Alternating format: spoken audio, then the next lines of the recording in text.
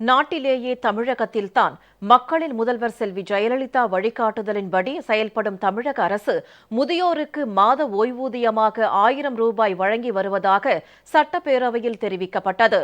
நடப்பு நிதியாண்டின் கூடுதல் செலவிற்கான இரண்டாவது துணை நிதிநிலை அறிக்கை மீதான விவாதம் இன்று சட்டப்பேரவையில் நடைபெற்றது. இதில் அகில இந்திய ஃபார்வர்ட் பிளாக் கட்சி தலைவர் திரு PV கதிரவன் பேசும்போது குறுக்கிட்ட வருவாய்த்துறை அமைச்சர் திரு RB உதயகுமார் முதியோர் ஓய்வூதியம் யாருக்கும் நிறுத்தப்படவில்லை என தெரிவித்தார். முதியோர் ஓய்வூதியம் பெற தகுதி படைத்தவர்களில் ஒருவர் கூட விடுபட்டுவிடக் கூடாது என்ற அடிப்படையில் அது தொடர்பான சரிபார்ப்பு ஆய்வு மேற்கொள்ளப்படுவதாகவும் அமைச்சர் விளக்கி கூறினார். இந்த முதியோர் உதவித்தொகையை பொறுத்த அளவில் 500 ரூபாயை மாண்புமிகு இதய தெய்வம் புரட்சித் தலைவி அம்மா அவர்கள் 3வது முறையாக முதலமைச்சராக பொறுப்பேற்றதற்கு பின்னால் தான் இந்தியாவிலே எந்த மாநிலத்திலும் இல்லாத வகையில் 1000 ரூபாய் முதியோர் உதவித்தொகை வழங்குகிற ஒரே முதல்வர் மாண்புமிகு இதய தெய்வம் புரட்சித் தலைவி அம்மா அவர்கள் என்பதை மாண்புமிகு உறுப்பினர்கள் சொன்னார்கள்.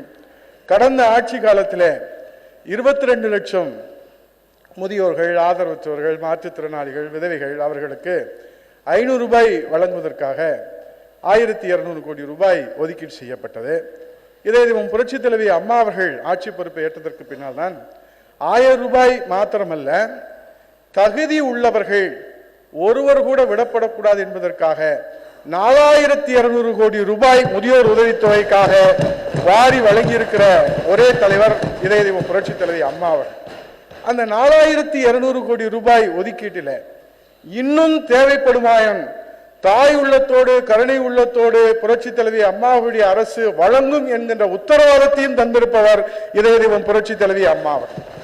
ஆய்வின் போது சந்தேகத்துக்குரியவர்களுக்கு, சந்தேகமாக இருப்பவர்களுக்கு, இறந்தவர்களாக கருதப்படுபவர்களுக்கு, வீடு மாறி சென்றவர்களுக்கு அந்த ஆய்வின் போது முழுமையான ஆய்வு நிறைவேற்றுவதற்கு பின்னால் தான் அந்த உதவித்தொகை வழங்கப்படும். இது நடைமுறையிலே இருக்கக்கூடிய ஒவ்வொரு ஆண்டும் எடுக்கக்கூடிய நடைமுறையான செயல்பாடுகள் தான். ஆகவே இது நிறுத்தி வைக்கப்பட்டிருக்கிறது என்று ஒரு மாய தோற்றத்தை ஏற்படுத்துவதற்காக பத்திரிகைகளே மற்றும் எதிர்கட்சிகள் எல்லாம் சொல்லிக் கொண்டிருக்கிறார்கள். இந்திய திருநாட்டிலே கர்நாடகாவிலே 400 ரூபாய் கொடுக்கின்றார்கள், கேரளாவிலே 500 ரூபாய் கொடுக்கின்றார்கள், ஏன் மத்திய அரசு கூட 200 ரூபாய் 300 ரூபாய் என்று கொடுக்கின்றார்கள். ஆனால் இந்திய திருநாட்டிலே முதியோர்களுக்காக, ஆதரவற்றோருக்காக, மாற்றுத்திறனாளிகளுக்காக 1000 ரூபாய் வழங்கி வருகிற ஒரே முதலமைச்சர் இதய தெய்வம் புரட்சி தலைவி அம்மாவுடைய அரசு. தகுதி உள்ள நபர்களுக்கு, ஒரு நபர்களுக்கு கூட மாண்புமிகு புரட்சி தலைவி அம்மாவுடைய அரசு முதியோர் உதவித்தொகை நிறுத்தாது. தொடர்ந்து அவர்கள் ஆயுள் முழுவதும் வழங்கும்.